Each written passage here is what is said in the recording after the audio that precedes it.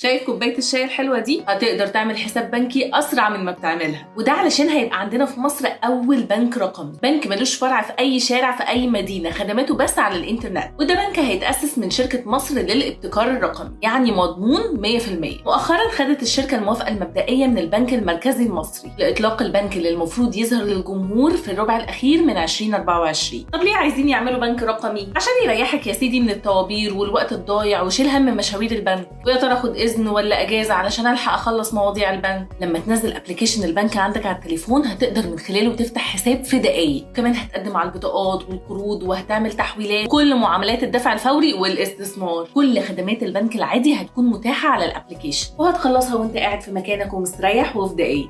نسيت اقول لكم ان اسمه هيكون وان بانك، وبكده نلغي مشوار البنك ده خالص من خططنا ونبقى بننجز كل اللي عايزينه واحنا بنشرب كوبايه الشاي دي. قولي في الكومنتس ايه اكتر حاجه بتضايقك في مشوار البنك.